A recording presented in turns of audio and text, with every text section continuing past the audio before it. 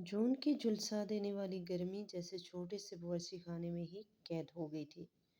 उबलती सब्जी का धुआं और गर्म तेल की महक मिलकर सांस लेना मुश्किल कर रहे थे। मैं चूल्हे के सामने खड़ी थी। पसीने से मेरी साड़ी पीठ से चिपक गई थी। दोनों हाथों से तेजी से शाही पनीर चला रही थी और कमर से मेरी बेटी हिना बंधी हुई थी, जो गर्मी और नींद की वजह से लगातार रोई जा रही थी। आज मेरी सास फातिमा की ईद की तकरीब थी। फातिमा को दिखावा करने का बहुत शौक था, इसीलिए उन्होंने अपने मैके ससुराल और अपनी सारी सहेलियों को बुलाकर बड़ी दावत रखी थी। ऐसे मौके पर लोग आराम के लिए बाहर से हलवाई बुला लेते हैं, लेकिन मेरी सास का कहना था कि बाहर का खाना ना साफ होता है ना अच्छा, और ऊपर से बहुत महंगा भी पड़ता है। इनके हिसाब से बहू के हाथ के खाने में जो अपनायत होती है, वो कहीं और नहीं मिलती। बस फिर क्या था, पूरा बोझ मेरे ही सर पर आ गया। सुबह सवेरे मंडी जाकर सब्जियां खरीदने से लेकर इन्हें साफ करने तक, और फिर पालक पनीर, दाल मखनी, दम आलू, वेज बिरयानी और न जाने कितने पकवान बनाने तक सब कुछ मैंने अकेले किया।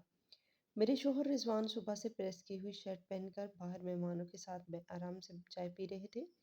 इन्हें इस बात की ज़रा भी फिक्र नहीं थी कि इनकी बीवी बर्ची खाने में किस हालत में काम कर रही है।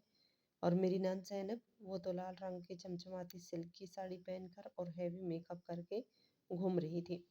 वो बीच बीच में सिर्फ मुझे ऑर्डर देने बावर्ची खाने में आज चली आती थी।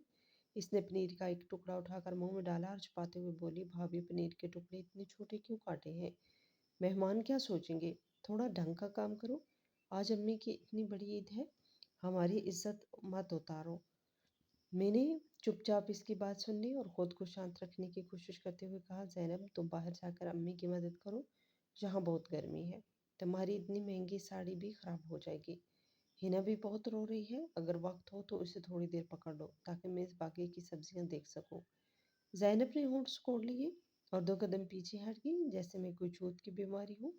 रहने दो, इतनी अच्छी साड़ी पहन रखी है, इसे गोद में लिया तो ये उल्टी कर देगी। अरे बच्चा तुम्हारा है, तुम ही संभालो। कुछ खाना बनाना पड़ गया तो इतनी शिकायतें। इतना कहकर वो पलटी और बाहर चली गई, और फिर मैंने अपनी 1 साल बेटी के रोने की आवाज़ और गर्म बर्ची खाने के बीच अकेली रह गई।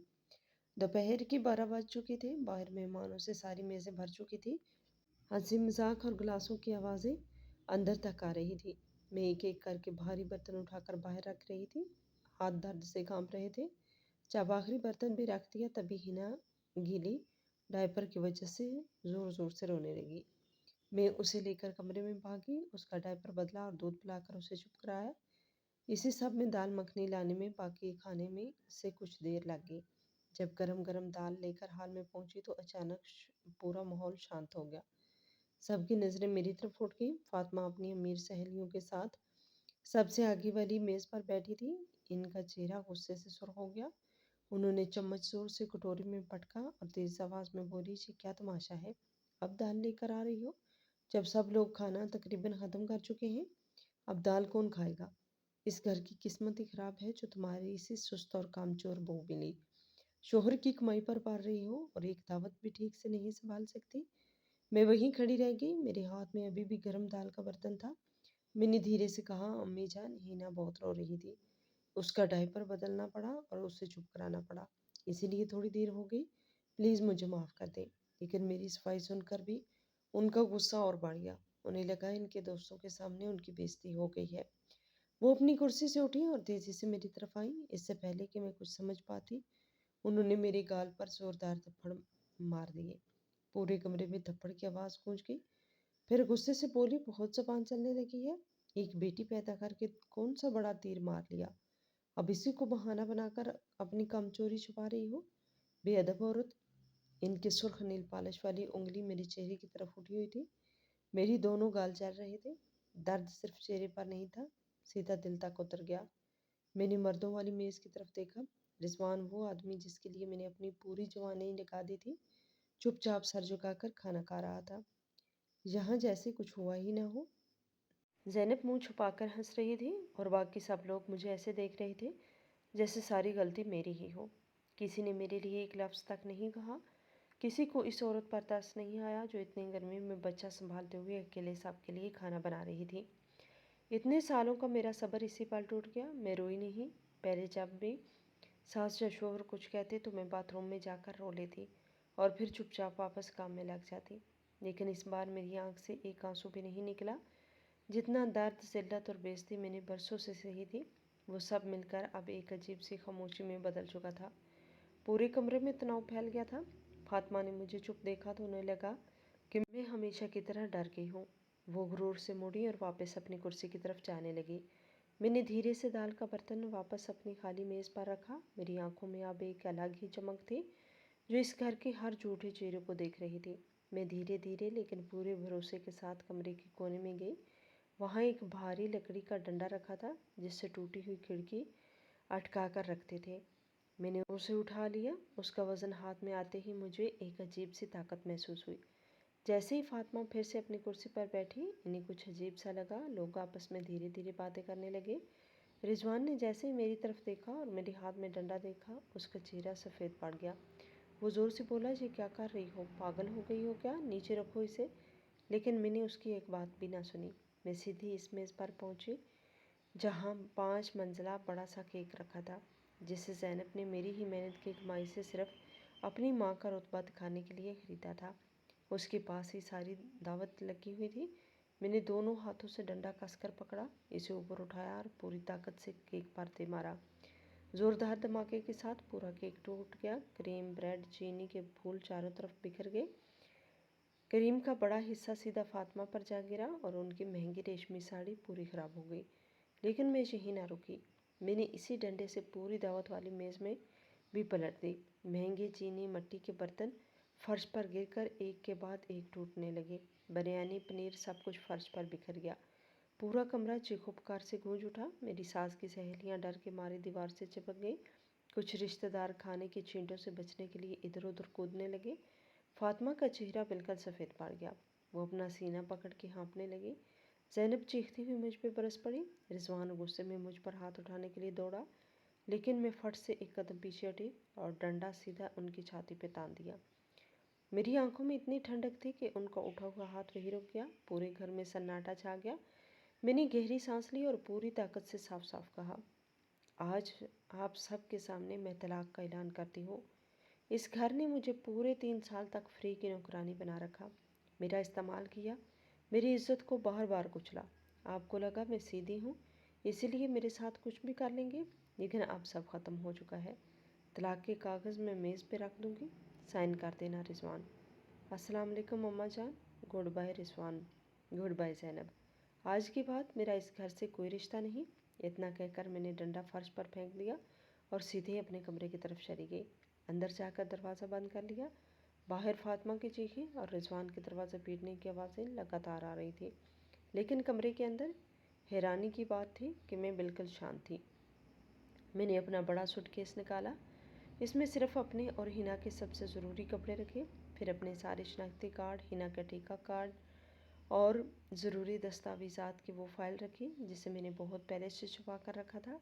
मैंने हिना को गोद में उठाया और उसे कसकर सीने से लगा लिया। फिर दरवाज़ा खोला। सामने रिजवान खड़ा था। मैंने उसकी तरफ एक नज़र नहीं डाली और सीधे बाहर निकल गई।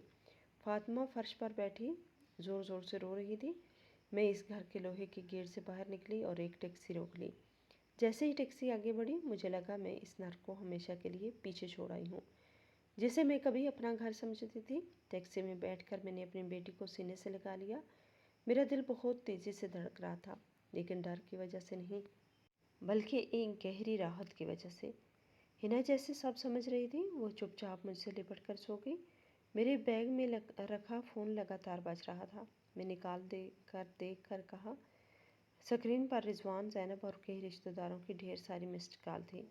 पता नहीं मुझे गालियाँ देने के लिए फ़ोन कर रहे थे या फिर इस बर्बाद हुए घर को साफ़ करवाने के लिए। मेरे होंठों पर हल्की सी मुस्कुराहट आ गई। मैंने फ़ोन स्विच ऑफ कर दिया। अंधेरी स्क्रीन मुझे ऐसे लगी जैसे मेरे अंधेरे माजी पर हमेशा के लिए फुल स्टॉप लग गया हो। मैंने सिम कार्ड निकाला, इसके 2 टुकड़े किए और टैक्सी की खिड़की से बाहर लाहौर की गर्म सड़क पर फेंक दिया। बस सब ख़त्म। मैंने रिजवान और उसके पूरे ख़ानदान से हमेशा के लिए रिश्ता तोड़ दिया था। टैक्सी ड्राइवर ने शीशे से मेरी तरफ देखा और बड़े आराम से लहजे में बोला, मैडम कहाँ चलना है? इतना सामान लेकर कहीं गाँव जा रही हैं क्या? मैंने मुस्कुरा कर कहा, नहीं भाई, सीधे एयरपोर्ट चलिए। میں لاہور سے بہت دور جا رہی ہوں۔ ایئرپورٹ پہنچ کر میں سیدھے لاسٹ منٹ ٹکٹ کاؤنٹر پر گئی۔ قسمت اچھی تھی، 2 گھنٹے بعد مری جانے والی فلائٹ میں تمام سیٹیں خالی تھیں۔ میں نے اپنے پرس سے خفیہ پاکٹ سے ATM کارڈ نکالا اور ادائیگی کی۔ یہ وہی پیسے تھے جو میں نے پچھلے 3 سالوں میں راتوں رات جا کر فری لانسر رائٹنگ کر کے بچائے تھے۔ مجھے زیادہ نہیں تھے، لیکن میرے اور میری بیٹی کے لیے کچھ وقت تک آزادی سے جینے کے لیے کافی تھے۔ ہاتھ میں فلائٹ کا ٹکٹ آتے ہی مجھے لگا جیسے میں پنجرے سے نکل کر کھلے آسمان میں اڑنے والا ایک پرندہ ہوں۔ فلائٹ نے اڑان بھری اور ہمیں اس گھٹن بھری زندگی سے بہت دور لے گئی۔ جب طیارہ اڑا تو ٹھنڈی ہوا کا ایک جھونکا میرے چہرے سے ٹکرایا۔ اس ہوا میں تازگی تھی جو میرے سسرال کی گرمی اور تیل کی بدبو سے بالکل مختلف تھی، جہاں کی ہوا کتنی صاف اور سکون دینے والی تھی۔ میں نے ایک ٹیکسی لی اور شہر کے بیچ کی طرف نکل پڑی۔ پھر ایک پرانے دوست کے مشورے پر درختوں کے بیچ بنے ایک خوبصورت ہوم اسٹے میں کمرہ لے لیا۔ کمرہ پورا لکڑی کا تھا اور اس میں ایک بڑی شیشے کی کھڑکی تھی، جہاں سے دھند سے ڈھکی وادی نظر آتی تھی۔ جہاں کوئی شور نہیں تھا، کوئی گالم گلوچ نہیں تھی، صرف ہوا کی سرسراہٹ اور پرندوں کی آوازیں تھیں۔ میں نے ہنا کو نرم سفید بستر پر لٹایا، وہ کروٹ بدل کر آرام سے سو گئی۔ میں بالکونی میں گئی، کھڑکی کی ریلنگ پر جھک کر میں نے ایک لمبی سانس لی۔ اتنے دنوں سے رکے ہوئے آنسو اپنے آپ بہنے لگے، لیکن یہ درد یا بےزتی کے آنسو نہیں تھے، یہ اس بوجھل رشتے سے آزادی کے ملنے کی خوشی کے آنسو تھے۔ اب مجھے صبح سویرے اٹھ کر منڈی نہیں جانا پڑے گا، مجھے 4 منزلہ گھر کی صفائی نہیں کرنی پڑے گی، مجھے ساس کے تانے اور نند کی بےزتی نہیں سہنی پڑے گی۔ اب میں صرف ندا ہوں، ایک آزاد ماں جو اپنی اور اپنی بیٹی کی زندگی اپنے طریقے سے جیے گی۔ اس شان پہاڑی شہر میں اپنی روح کے سارے زخم بھرنے دوں گی۔ میں مری کی دھوپ والی بالکونی میں بیٹھ کر گرم چائے کی چسکیاں لے رہی تھی اور ادھر لاہور والے اس 3 منزلہ گھر میں سچ میں بھوچال مچا ہوا تھا۔ سوشل میڈیا اور کچھ قریبی دوستوں نے مجھے وہاں کے حالات کی خبر ملتی رہی۔ میرے جانے کے بعد فاطمہ کی عید کی تقریب مہمانوں کے لیے زندگی بھر یاد رہنے والا تماشا بن گئی۔ سارے رشتہ دار کانا پھوسی کرتے ہوئے وہاں سے نکل گئے۔ فرش پر بکھرا کھانا اور کریم صاف کرنے والا کوئی نہیں تھا۔ فاطمہ کا بلڈ پریشر اتنا بڑھ گیا تھا کہ انہیں بستر پکڑنا پڑا، تب جا کر انہیں سمجھ آئی کہ فری کی نوکرانی کے چلے جانے کا کیا مطلب ہوتا ہے۔ گندے کپڑوں کا ڈھیر لگ گیا، انہیں دھونے والا کوئی نہیں تھا، سنک گندے برتنوں سے بھر گیا اور ان میں کھٹی بدبو آنے لگی۔ کئی دنوں تک اس گھر میں ڈھنگ کا کھانا نہیں بنا، سب کو باہر سے کھانا آرڈر کرنا پڑا، جس کی وجہ سے رضوان کے پیٹ کا پرانا درد پھر سے شروع ہو گیا۔ زینب جیسے صبح اٹھتے ہی بستر پر ناشتہ ملنے کی عادت تھی، اب اپنی ماں سے لڑنے لگی۔ پڑوسیوں کو تو ویسے بھی فاطمہ کے مغرور مزاج سے پہلے ہی چڑ تھی، اب انہیں مزے لینے کا پورا موقع مل گیا۔ ہر جگہ یہی باتیں ہونے لگی کہ کیسے سیدھی سادھی بہو کو اتنا پریشان کیا گیا تھا، وہ دعوت خراب کر کے گھر چھوڑ کے چلی گئی۔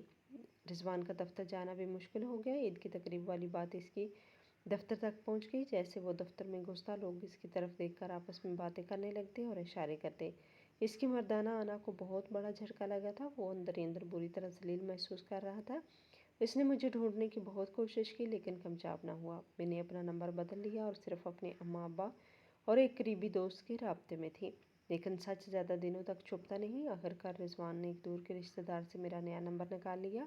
اسی رشتہ دار کو میں نے غلطی سے حال احوال پوچھنے کے لیے پیغام دیا تھا۔ مری میں چوتھے دن دوپہر کو میرے نئے فون کی گھنٹی بجی، اسکرین پر انجان نمبر دیکھ کر مجھے فوراً سمجھ آ گیا کہ کون ہوگا۔ میں نے کال اٹھائی، ادھر سے رضوان کی غصے سے بھری آواز آئی جس نے کمرے میں ساری شانت ختم کر دی۔ بہت چالاک بن رہی ہو نا ندا، اتنا بڑا تماشا کر کے بھاگ گئی اور اب آرام سے چھٹیاں منا رہی ہو؟ پتہ بھی ہے جہاں گھر میں کیا حال ہے؟ فوراً واپس آؤ اور سب کے سامنے میری ماں کے قدموں میں گر کر پیار سے معافی مانگو۔ اگر اس بار ڈھنگ سے گھر سنبھال لو گی تو میں تمہیں ایک اور موقع دینے کے بارے میں سوچ سکتا ہوں، ورنہ اس گھر سے تمہیں ایک پیسہ بھی نہیں ملے گا، میں تمہیں اور تمہاری بیٹی کو سڑک پر چھوڑ دوں گا۔ اس کی آواز میں وہی پرانا غرور اور حکم چلانے والا انداز تھا۔ اسے اب بھی لگ رہا تھا کہ میں وہی ڈری سہمی ندا ہوں جو اس کی دھمکیوں سے کام چاہتی تھی، لیکن وہ غلط تھا۔ وہ سہنے والی عورت تو اس ٹوٹے ہوئے کیک کے ساتھ ہی ختم ہو چکی تھی۔ میں نے فون کان پر لگائے رکھا، کھڑکی سے باہر ہرے بھرے درختوں کو دیکھتی رہی اور اس نے اپنا سارا غصہ نکال دینے لگی۔ جب وہ چلاتے چلاتے تھک گیا اور کچھ پل سانس لینے کے لیے رکا، تب میں نے بہت دھیرے سے کہا، میری آواز بالکل شانت تھی، اس میں کوئی غصہ نہیں تھا۔ بول لیا تم نے؟ اگر ختم ہو گیا ہو تو اپنا ای میل چیک کرو، میں نے طلاق کے کاغذ بھیج دیے ہیں، ان پر سائن کر کے میرے دیے ہوئے پتے پر بھیج دینا اور یہ ڈرامہ بند کرو۔ ادھر کچھ پل کے لیے بالکل سناٹا چھا گیا، پھر رضوان ہنس پڑا۔ طلاق؟ تمہیں لگتا ہے یہ اتنا آسان ہے؟ گھر تم چھوڑ کر گئی ہو تو اپنی بیٹی بھی خود ہی پالنا۔ یہ گھر میرے ماں باپ کا ہے، یہاں سے تمہیں ایک اینٹ بھی نہیں ملے گی، سارے پیسے میرے پاس ہیں، تم جیسی آوارہ عورت کو میں 1 روپیہ بھی نہیں دوں گا، ہینا کے خرچ کے لیے بھی کچھ نہیں ملے گا، عدالت میں ملتے ہیں، پھر دیکھنا جج تمہیں کیسے خالی ہاتھ باہر بھیجتا ہے۔ میں زور سے ہنس پڑی، میری ہنسی میں طنز بھی تھا اور راحت بھی، اسے اب بھی اپنی چالاکی پر بہت بھروسہ تھا۔ میں نے میز پر رکھا لیپ ٹاپ کھولا اور ایک خفیہ فولڈر پر کلک کیا۔ رضوان تمہیں کیا لگا میں 3 سال تک اس گھر میں صرف بیوقوف نوکرانی بن کر رہی جو بس باورچی خانے میں کام کرتی رہی؟ میں نے جو دوسرا ای میل بھیجا ہے اسے کھولو اور بینک کے سارے بیانات غور سے دیکھو۔ فون پر مجھے کی بورڈ کی آواز سنائی دی، کچھ ہی سیکنڈ کے بعد اس کی سانسیں تیز ہو گئی۔ پچھلے کافی عرصے سے تم ہمیشہ کاروبار میں نقصان کا بہانہ بنا کر گھر کے اخراجات کم کرتے رہے، یہاں تک کہ مجھے ہینا کے دودھ کے لیے اپنی بچت سے پیسے نکالنے پڑے، لیکن سچ یہ تھا کہ تم ہمارے مشترکہ بچت اکاؤنٹ سے چپ چاپ پیسے نکال رہے تھے اپنی لاڈلی بہن کے جوئے کے قرض کو چکانے کے لیے۔ لاکھوں روپے دیے، اتنا ہی نہیں تم نے لاکھوں روپے اپنی ماں کے نام کی ایک مہنگی لائف انشورنس پالیسی میں لگائے جس میں نامزد تم اور زینب ہو۔ ان تمام لین دین کے بینک بیانات اور تمہارے قرض داروں کے ساتھ لگی ہوئی ساری چیٹ میرے پاس موجود ہے، بینک کی مہر کے ساتھ۔ آپ بتاؤ عدالت میں یہ سب کیسے چھپاؤ گے؟ رضوان کی آواز کانپنے لگی، اس کا پورا غرور پل میں بھر میں غائب ہو گیا۔ تمہاری اتنی ہمت کیسے ہوئی میری جاسوسی کرنے کی؟ تمہیں یہ سب کہاں سے ملا؟ میں نے اس کے بیوقوفانہ سوال کا کوئی جواب نہیں دیا، سیدھے اپنی بات کہی۔ ہماری بچت اکاؤنٹ میں 80 لاکھ روپے ہیں، قانون کے حساب سے اس میں آدھا حصہ میرا ہے، اس کے علاوہ ہینا کے 18 سال کے ہونے تک تمہیں ہر ماہ 400 روپے گزارا دینا ہوگا۔ اگر چپ چاپ کاغذ پر سائن کر کے پیسے ٹرانسفر کر دو گے تو میں چپ رہوں گی، لیکن اگر کوئی چالاکی کرنے کی کوشش کی تو یہ پوری فائل عدالت کے ساتھ ساتھ تمہاری کمپنی کے ڈائریکٹرز کو بھی بھیج دوں گی۔ تمہاری اسسٹنٹ مینیجر والی نوکری اور تمہارے خاندان کی جھوٹی عزت دونوں ایک پل میں ختم ہو جائیں گی۔ فون پر پھر سے سناٹا چھا گیا۔ یہ اس انسان کی خاموشی تھی جس کے سارے راز سامنے آ چکے تھے۔ اسے سمجھ آ گیا تھا کہ اگر یہ بات باہر گئی تو صرف نوکری ہی نہیں بلکہ اس کی ساری عزت بھی چلی جائے گی۔ میں نے آخری بار کہا، تمہارے پاس کل صبح تک کا وقت ہے، پیسے میرے نئے اکاؤنٹ میں آ جانے چاہئیں اور طلاق کے کاغذ ڈاک سے بھیج دینا، میرا صبر مت آزمانا۔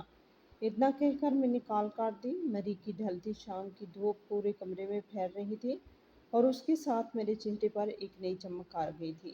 میں نے اپنا سب سے بڑا داؤ کھیل دیا تھا اور مجھے پورا یقین تھا کہ وہ ڈرپوک آدمی ہار مان لے گا۔ اب میری اور میری بیٹی کی زندگی میرے اپنے ہاتھ میں تھی۔ جیسا میں نے سوچا تھا بالکل ویسا ہی ہوا۔ رضوان جیسا ڈرپوک اور اپنی جھوٹی عزت بچانے والا انسان کبھی اپنے کیریئر کو دو پر نہیں لگاتا۔ اگلی صبح ٹھیک 8 بجے میرے فون پر بینک کا پیغام آیا، بچت اکاؤنٹ کی آدھی رقم میرے اکاؤنٹ میں ٹرانسفر ہو چکی تھی۔ کچھ ہفتوں بعد میرے وکیل کے ذریعے رضوان نے باہمی رضامندی سے طلاق کے کاغذ پر سائن کر دیے تھے۔ وہ ہینا کے لیے ہر ماہ گزارا دینے کے لیے بھی مان گیا۔ عدالت نے کیس منظور کر لیا اور پوری کارروائی بغیر کسی پریشانی کے مکمل ہو گئی۔ تقریباً 1 ماہ بعد میرا آنسوؤں اور استحصال سے بھرا ازدواجی زندگی عدالت کے ایک فیصلے کے ساتھ ہمیشہ کے لیے ختم ہو گیا۔ جب طلاق کی کاپی میرے ہاتھ میں آئی تو ایسا لگا 3 سال سے سینے پر رکھا بھاری پتھر آخر ہٹ گیا ہو۔ ان دنوں پہاڑوں میں میں نے اپنا پورا وقت خود کو اور اپنی بیٹی کو دیا۔ میں ہینا کو ہرے بھرے درختوں کے بیچ گھمانے لے جاتی، کھل کر تازہ ہوا میں سانس لیتی اور وہ ساری چیزیں کھاتی جو پہلے کبھی اپنے لیے خریدنے کی ہمت نہیں کر پاتی تھی۔ ایک دن پہاڑی کے کنارے بنے چھوٹے سے کیفے میں میری ملاقات سائرہ سے ہوئی۔ وہ لاہور کی ایک ماہر نفسیات تھی جو کچھ دن کام اور آرام کے لیے وہاں آئی تھی۔ کچھ ملاقاتوں کے بعد انہوں نے میری آنکھوں میں چھپا ہوا درد پہچان لیا۔ میں نے انہیں اپنی پوری کہانی بنا دی، میرے سسرال، اپنی بے وجہ کی برداشت اور اس دن ہوئے دھماکے کی بھی۔ سائرہ نے مجھے جج نہیں کیا، انہوں نے یہ بھی نہیں کہا کہ سب کو معاف کر دو۔ انہوں نے میرا ہاتھ پکڑا اور بہت اپنایا سے بولی، ندا تم نے بالکل ٹھیک کیا، آئندہ تک کبھی کسی کو خوش نہیں کرنا، اس سے صرف استحال بڑھتا ہے۔ تم اس دلدل سے باہر نکل آئی اور اپنی بیٹی کی زندگی بھی بچا لی۔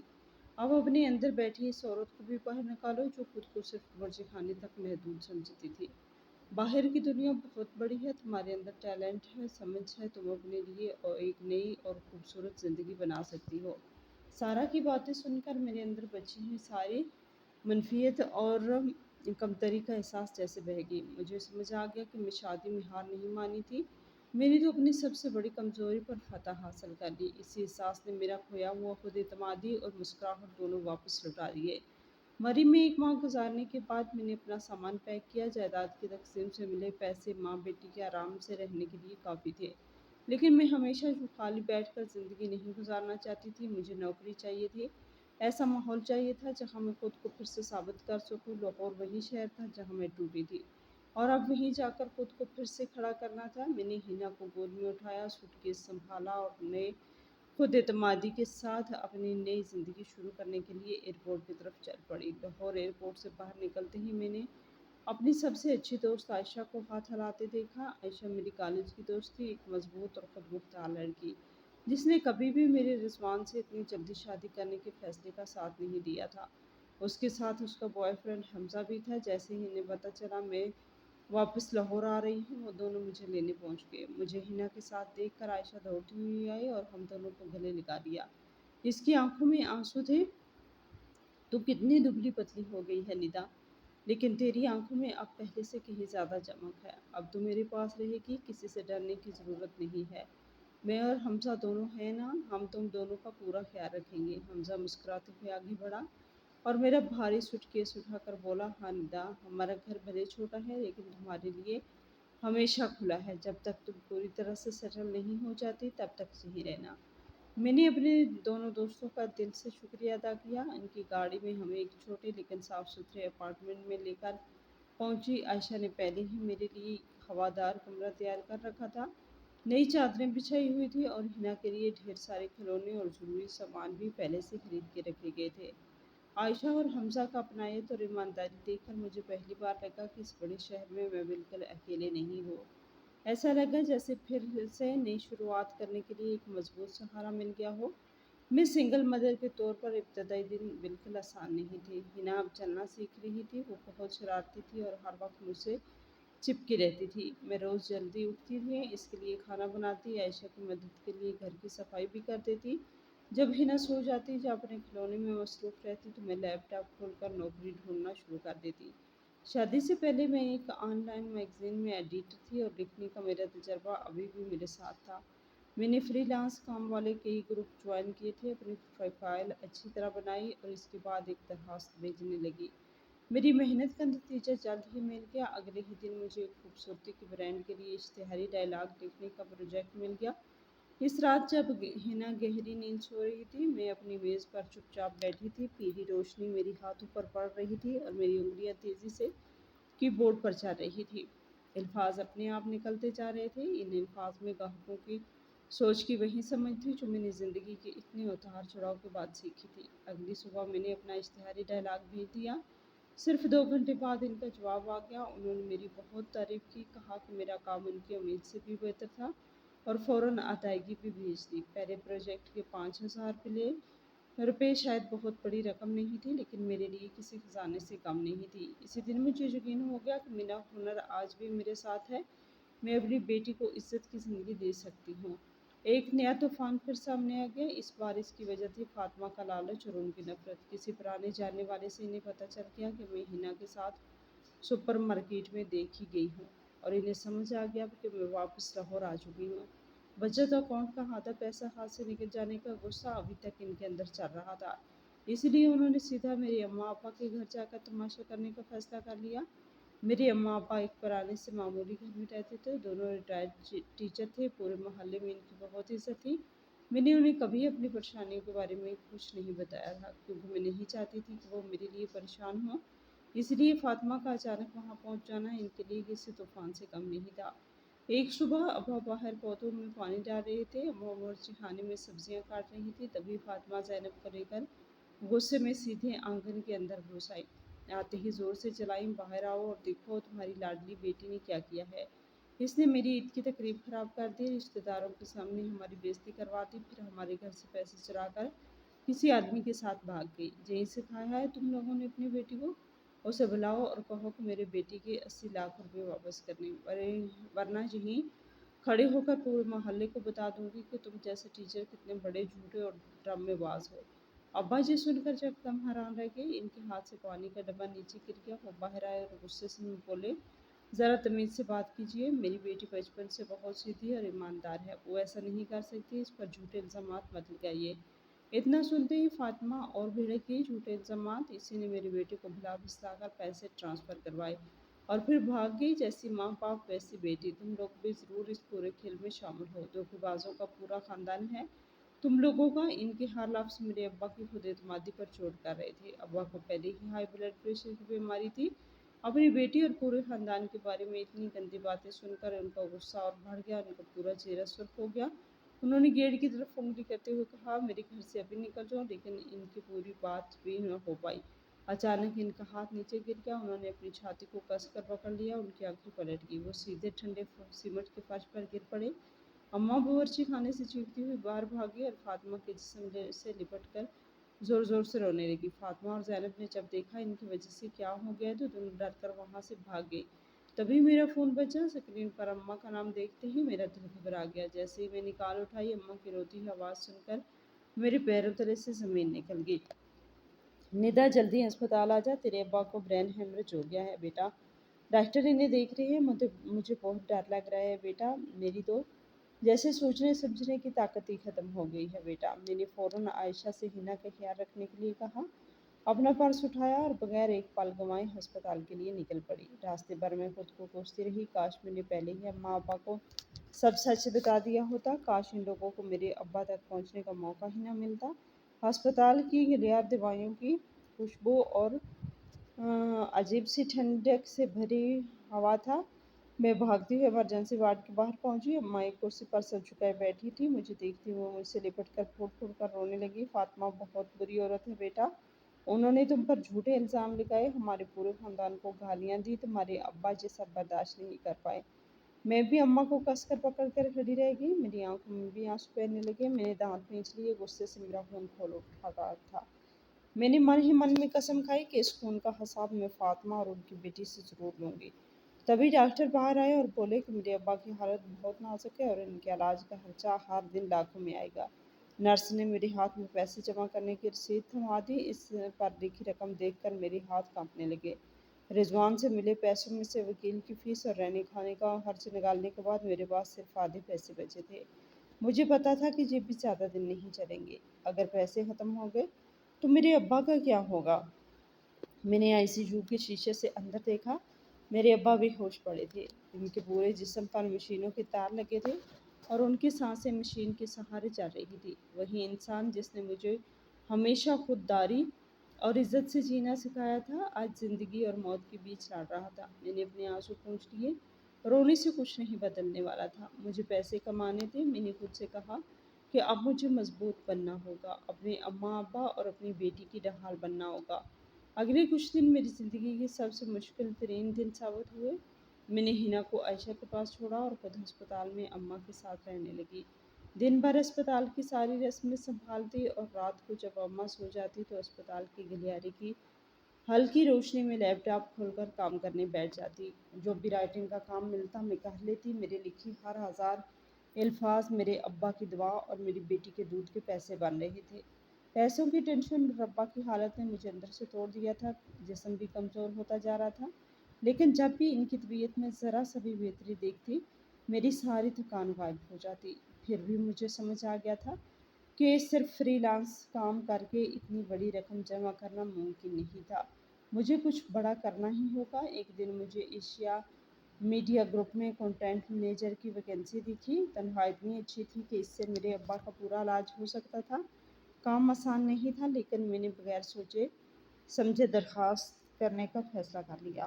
मैंने पूरे 3 घंटे लगाकर अपना सीवी अपडेट किया, अपने सबसे अच्छे मज़ामीन के लिंक लगाए और दरखास्त भेज दी। स्क्रीन पर कामयाबी से जमा करने के पैगाम आते ही मेरी हल्की सी मुस्कुरा दी और खुद से कहा, यही मेरी टूटी हुई ज़िंदगी को फिर से खड़ा करने की पहली ईंट है। मैं अस्पताल के गलियारे में थकी हुई बैठी थी।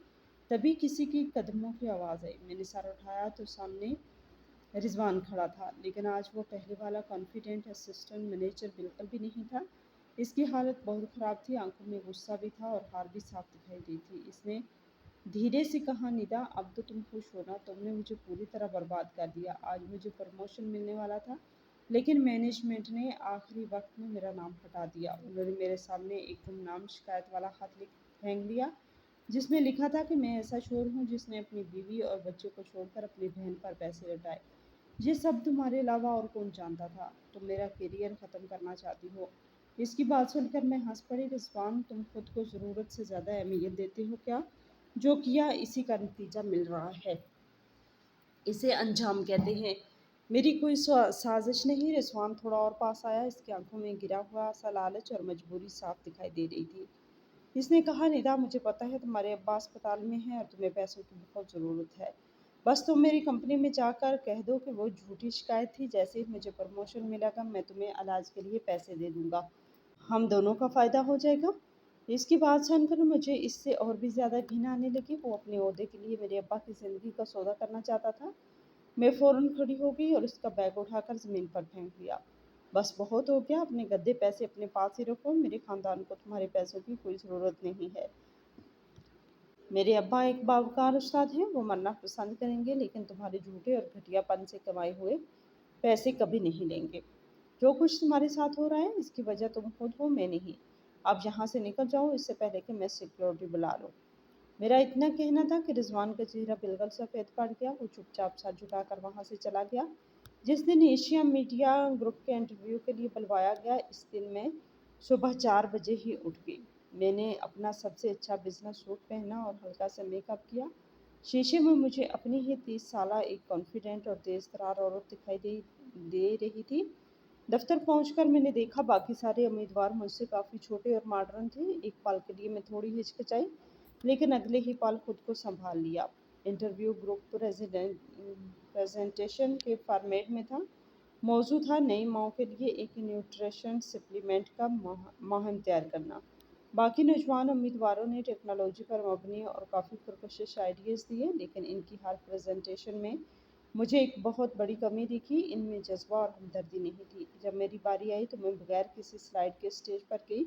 मैंने व्हाइट बोर्ड पर सिर्फ एक लकीर लिखी, अंधेरे में आंसू। फिर मैंने अपनी साफ और गहरी आवाज़ में बोलना शुरू किया।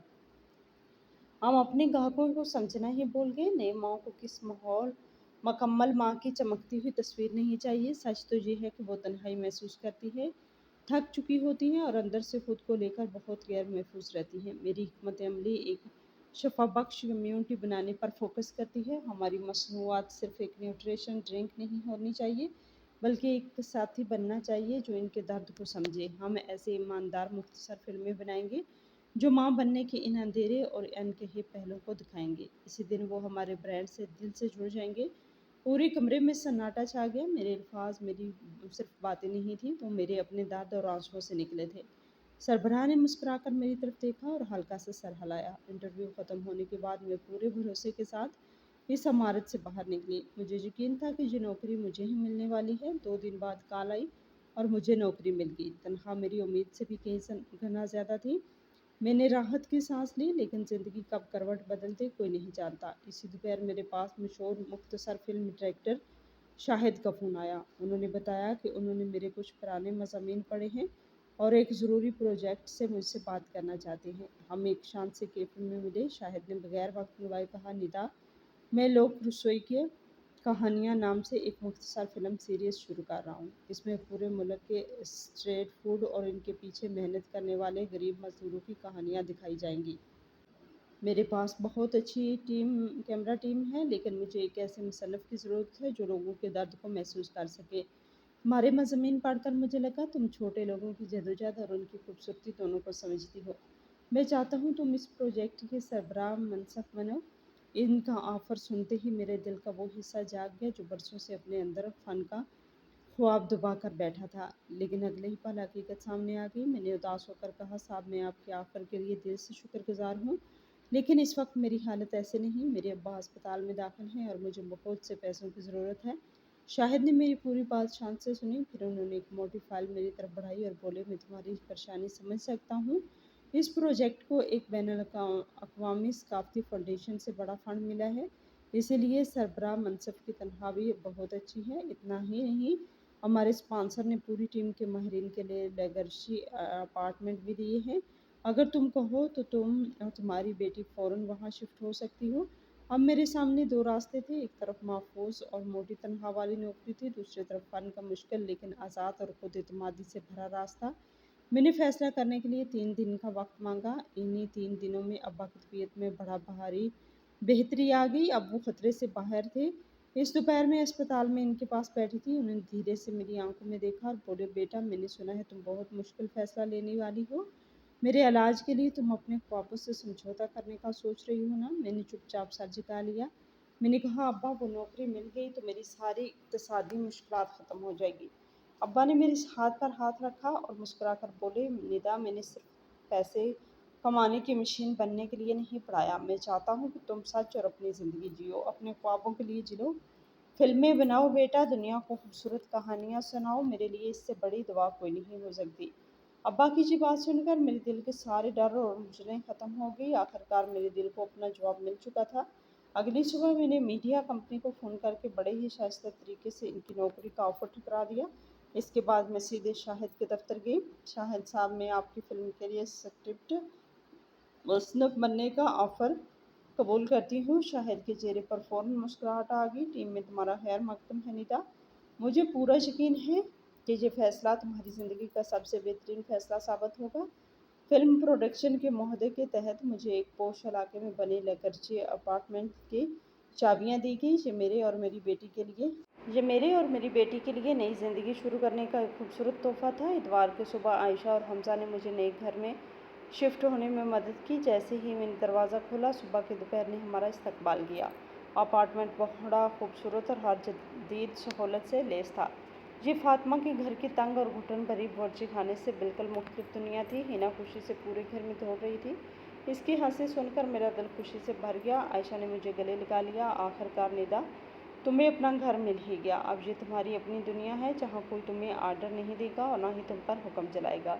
इस रात मैंने नए अपार्टमेंट की बालकोनी में खड़ी होकर शहर की जगमगाती रोशनी देखी।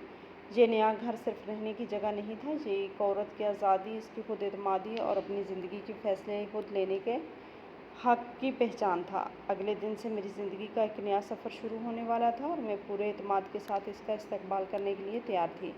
हफ्ते की एक शाम में अपनी बेटी हिना के साथ कम्प्लेक्स के पार्क में बैठी थी। तभी एक जानी पहचानी और थोड़ी बनावटी सी आवाज़ सुनाई दी, अरे निदा, तुम जहाँ? मैंने सामने देखा तो सलमा खड़ी थी, कॉलेज की वही लड़की जो हमेशा अमीर आदमियों के साथ अपने रिश्तों की वजह से चर्चे में रहती थी। आज भी वो डिज़ाइनर कपड़ों और हीरो के ज़ेवरात से लदी हुई थी। इसने मुझे सर से पाँव तक देखा। मैंने सुना है कि तुमने अपनी सास की दावत में बहुत बड़ा तमाशा कर दिया था और तुम्हें घर से खाली हाथ निकाल दिया गया।